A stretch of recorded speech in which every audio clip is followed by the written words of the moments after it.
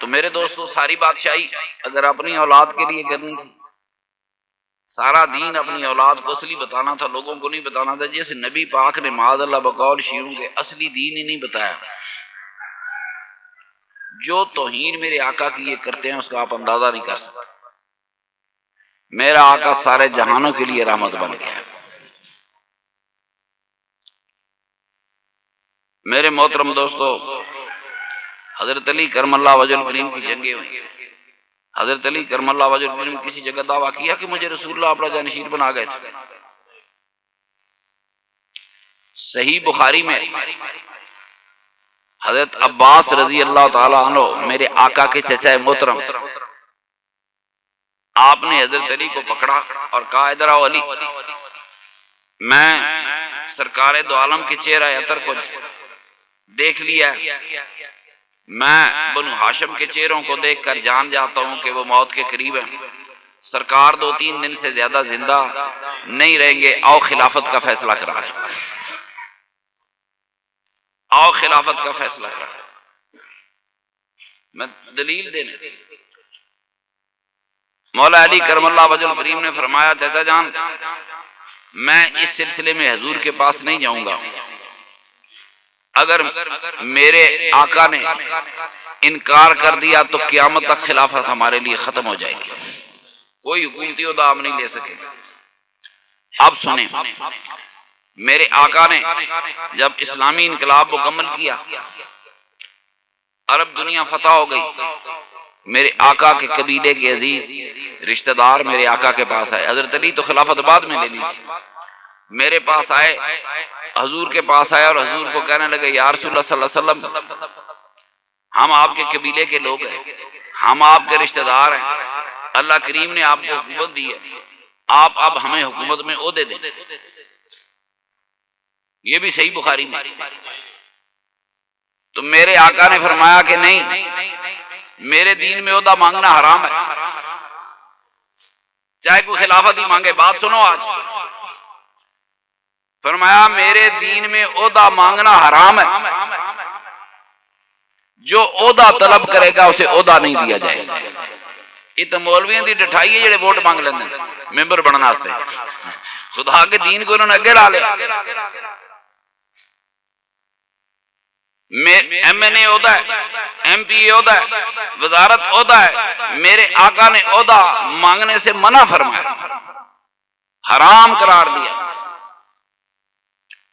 تو جب حرام قرار دیا تو مانگنے کون جاتے؟ اب دیکھیں حضرت عثمان غنی کا انتخاب ہوا، 6 بندوں کا ایک بورڈ تھا، حضرت عمر فاروق بنا گئے، تو 4 آدمیوں نے کہا ہم خلیفہ نہیں بنتے، 2 خاموش رہے، حضرت علی بھی خاموش رہے، حضرت عثمان غنی بھی خاموش رہے۔ کیوں خاموش رہے؟ پوچھا خلیفہ بننا ہے، چپ۔ عثمان غنی سے خلیفہ بن، چپ، اس لیے کہ اگر وہ کہہ دیتے میں خلیفہ بننا چاہتا ہوں ڈسکوالیفائی ہو جاتے۔ یہ صحابہ کے دور کا طرز عمل دکھا رہا ہوں کہ میرے آقا کی اس حدیث پر عمل ہوا۔ میرے آقا کے اس عہد میں تو میں ایک اور مثال دیتا ہوں، تھوڑی سی علمی باتیں کرتے ہیں، یہاں میرے ذرا علماء بیٹھے۔ حضور کے زمانے میں ایک جھوٹا نبی کھڑا ہو گیا تھا، ایک مسلمہ اس کا نام تھا، ہم اسے کذاب کہتے ہیں۔ ایک عورت نے بھی نبوت کا دعویٰ کر دیا، دونوں نبیوں نے شادی کر لی، یہ نجدی سارے وہ نال رل گئے، ادوں دے یہ نجد کا نبی کھڑا ہو گیا، یہ پہلے دن تو ہی بدیانت ہو گیا، نجدیوں نے اپنا نبی اور کھڑا کر دیا۔ اب اس کے پاس بڑی طاقت ہو گئی۔ بخاری شریف میں کہ یہ شخص اتنا دیدہ دلیر تھا کہ یہ مسلمہ مدینے آ گیا اور مدینہ منورہ میں آ کر میرے آقا کو کہنے لگا کہ دیکھیں میری طاقت، دیکھیں سارا نجد میرے ساتھ ہے، سارا نجد میرے ساتھ ہے، میری طاقت کا اندازہ کریں، اس کے باوجود میں آپ سے ایک معاہدہ کرنے آیا ہوں، اگر آپ یہ اعلان کر دیں کہ میں آپ کا خلیفہ بنوں گا تو میں اپنا نبوت کا دعویٰ واپس لے لیتا ہوں۔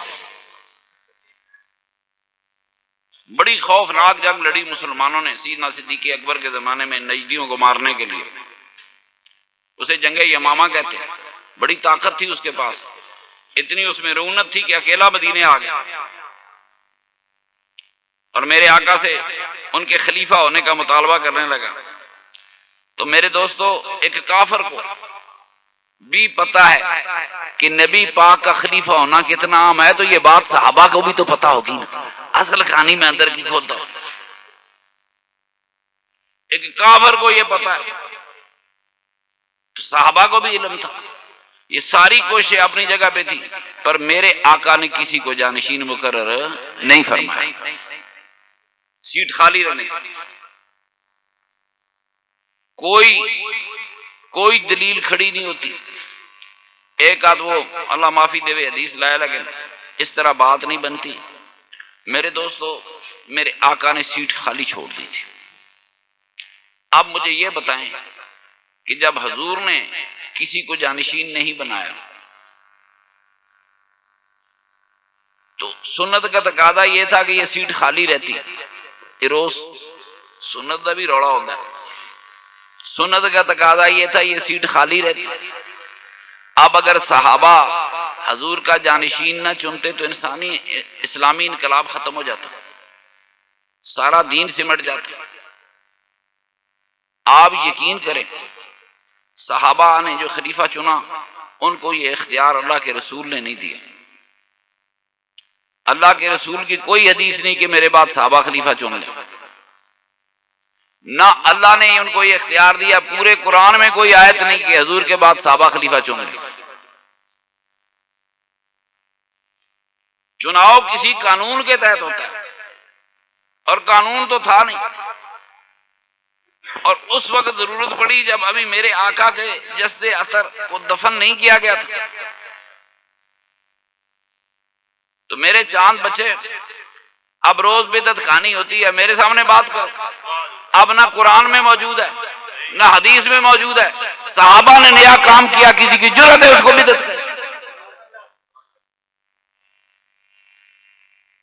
بدعت نہیں، اجتہاد ہے، اور جب تک اجتہاد کا دروازہ کھلا ہے، نیکی کا ہر کام اجتہاد ہوگا، یہ دروازہ قیامت تک کھلا رہے گا۔ صحابہ پہ کروڑوں سلام اور کروڑوں رحمتیں، چاہے مسئلہ قرآن اور حدیث دونوں میں نہ ہو، بالکل نیا کام کر لیں، امت کی بہتری ہو، سنت صحابہ ہے، قیامت تک یہ اجتہاد جاری رہے گا اور سنت صحابہ جاری رہے گا۔ یہی بات ہوگی نا، انہیں کو بدتی کہہ سکتا ہے جن پر خدا راضی تھا۔ روز کہتے ہیں فلانی چیزیں، میری بات سن میرے دوستو، صحابہ نے اجتہاد کیا، صدیق اکبر کو خلیفہ چن لیا، صدیق اکبر نے مزید اجتہاد کیا، اگلا خلیفہ انہوں نے خود مقرر کر دیا۔ انہوں نے کہا میرا جانشین عمر فاروق ہے، میری زندگی میں ان کی بیعت کرو۔ لوگوں نے بیعت کر، حضرت عمر فاروق زخمی ہوئے، 6 بندوں کا بورڈ بنا دیا، ایک قانون نہیں چلتا، بورڈ بنا دیا کہ 6 میں سے خلیفہ چن۔ حضرت عثمان غنی بی بی عائشہ کے بھانجے کو، ام المؤمنین کے بھانجے عبداللہ بن زبیر کو اپنا جانشین بنا دیا۔ اگر حضرت عثمان غنی شہید نہ ہوتے تو چوتھا خلیفہ عبداللہ بن زبیر ہوتا۔ جی لوگوں کو اصل گل دسی ہے، حضرت علی بابے دا تو چوتھا نمبر ہی نہیں سی دیا۔